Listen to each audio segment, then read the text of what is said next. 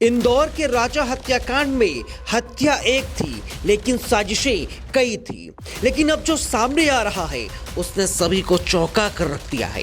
हर बीते दिनों के साथ इस हत्याकांड में नए नए खुलासे हो रहे हैं और इस बार जो खुलासा हुआ है उसने लोगों को परेशानी में डाल दिया है और इस बार के खुलासे ने तो पुलिस के भी कान खड़े कर दिए हैं और इस पूरे मामले की दशा और दिशा पूरी तरीके से बदल गई है। और इस खुलासे में एक अन्य महिला का भी जिक्र हो रहा है। आखिर वो महिला है कौन, सोनम से उसका रिश्ता क्या है, वो बताएंगे आपको। लेकिन उससे पहले ये जानिए कि सोनम को पुलिस ने 8 दिनों से रिमांड पर रखा है। लेकिन अब तक जो खुलासे हो रहे हैं उसने पुलिस को हर बीतते दिन के साथ परेशान कर दिया है।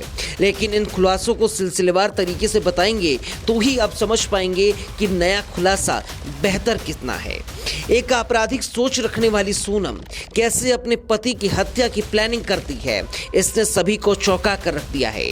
और गिरफ्तारी के बाद से ही सोनम अपने आशिक पर हत्या की साजिश रचने का आरोप लगा रही है।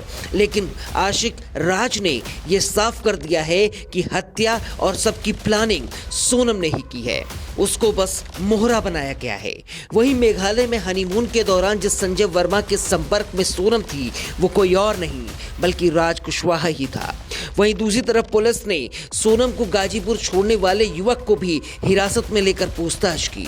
वहीं जो सोनम और उसके साथी पुलिस की हिरासत में है और रिमांड के इतने दिनों के दौरान भी कोई बड़ा खुलासा नहीं हो पाया, इसने पुलिस को और बड़ी परेशानी में डाल दिया है। और सबसे बड़ा ये सवाल है कि राज की हत्या हुई क्यों, उसका कारण भी पुलिस नहीं पता लगा पाई है। दूसरी तरफ राजा के भाई सचिन ने यह साफ कर दिया है कि 8 दिनों की पुलिस रिमांड में सोनम ने यह नहीं बताया कि उसने राजा को क्यों मारा, लेकिन उसने ये जरूर बता दिया है कि उसने ही राजा की हत्या की प्लानिंग की और हत्यारों को पैसे देकर राजा की हत्या कराई।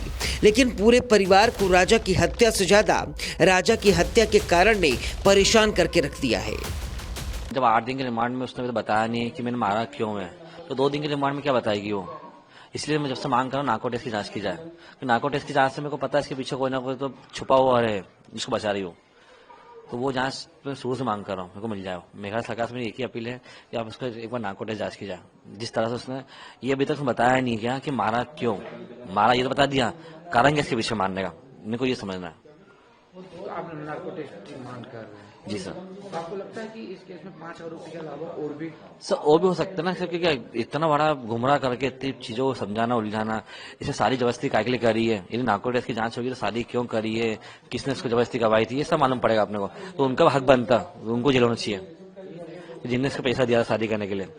तो लड़की बालिक थी, पैसा इतना क्यों दिया खवालों ने, किसने दिया उसको इतना पैसा शादी करने के लिए, फिर उसे मर्डर कर दिया। घर वाले तो देते हैं ना, उनको फर्ज होता है। सब फर्ज होता है। मैं आज अच्छी बालिक क्यों होती, बालिक का मतलब क्या होता है, जब वो जमाना चले गया है, अभी का जमाना बदला गया है। तो शादी यदि करी है, इतना पैसा शादी करवाई, उस लड़की के इतना माइंड में था, तो नार्को टेस्ट की जांच करेंगे, बहुत सी चीज अपने पीछे हाथ में आएगी। बहरहाल राजा रघुवंशी केस अब एक महज क्राइम स्टोरी नहीं बल्कि इसमें जुड़ गया है एक रिलेशनशिप ट्विस्ट, और वो भी ऐसा जो बहुत कुछ कहता है, वो भी बिना कुछ बोले। ज्योतिषाचार्य अजय दुबे ने यह खुलासा किया है कि सोनम अकेली नहीं थी, एक और महिला, एक ऐसी महिला जो साजिश की साथी भी हो सकती है या शायद उससे कहीं ज्यादा। अजय दुबे ने दावा किया है कि सोनम और उसकी रहस्यमयी दोस्त के बीच लेस्बियन रिलेशन हो सकता है। यानी ये केस अब सिर्फ ब्लड मर्डर का नहीं बल्कि ब्लाइंड लव का भी शिकार बन चुका है। आपको बता दें कि राजा रघुवंशी और सोनम से उसकी कुंडली का मिलान कराने वाले ज्योतिषाचार्य ने कई बड़े खुलासे किए हैं। उन्होंने दावा किया है कि इस मामले में शामिल दूसरी महिला का खुलासा बहुत जल्द हो सकता है। उन्होंने राजा के परिवार के द्वारा पूछे गए कई सवालों के जवाब भी दिए हैं। लेकिन वहीं परिवार की माने तो इससे पहले भी ज्योतिषाचार्य ने जो कुछ बड़े दावे किए थे वे सभी सही निकले थे। अपने राजा के परिवार ने सबसे पहले सवाल यही किया था कि उसकी बहू सोनम कहाँ है। पंडित ने जवाब दिया था वो जिंदा है और सुरक्षित है। दूसरा सवाल परिवार ने किया कि अगर जिंदा है तो कहाँ पर है। ज्योतिषाचार्य अजय दुबे ने कुंडली देखकर कहा कि वो उत्तर दिशा में है। गौरतलब है कि घटना के बाद सोनम उत्तर भारत के एक शहर में मिली थी जो पंडित की भविष्यवाणी से मेल खाता है। अब तीसरा सवाल, परिवार के लोगों ने क्या किया? परिवार के लोगों ने तीसरा सवाल किया कि हत्या में आखिर कौन कौन शामिल है। पंडित दुबे ने कहा कि राजा की हत्या एक ने नहीं बल्कि 3-4 लोगों ने मिलकर की है, जिसमें एक महिला शामिल थी। चौथा बड़ा सवाल परिवार के लोगों ने यह किया कि वो महिला कौन है। पंडित ने सीधे सीधे जवाब दिया था कि आपकी बहू सोनम। यानी इतना ही नहीं, पंडित ने यह भी दावा किया कि इस मर्डर केस में एक और महिला सोनम के साथ शामिल हो सकती है और वो कोई और महिला नहीं, सोनम की सहेली हो सकती है और उसके बीच समलैंगिक संबंध यानी कि लेस्बियन जैसे संबंध भी हो सकते हैं। जब परिवार ने इस पर दोबारा सवाल किया तो पंडित का दोबारा यही उत्तर था, हो सकती हैं आपसी संबंध। यानी पंडित अजय दुबे की लगभग हर भविष्यवाणी सच साबित हुई है। तो देखना होगा कि इस बात के तथ्यों में कितनी सच्चाई है। अब ये सवाल है कि क्या इस सहेली ने भी रघुवंशी की मौत में कोई भूमिका निभाई थी? क्या ये एक क्राइम पैक्ट था या बस एक इमोशनल ब्लाइंडनेस जिसकी कीमत राजा रघुवंशी को अपनी जान देकर चुकानी पड़ी?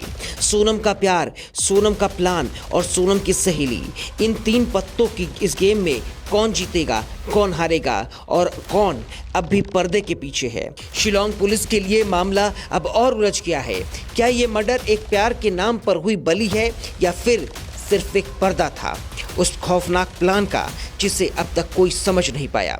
जो भी हो, एक बात तो तय है कि सोनम अब सिर्फ एक नाम नहीं बल्कि एक राज बन चुकी है। Bureau report, VK news. VK news, राष्ट्र के नाम।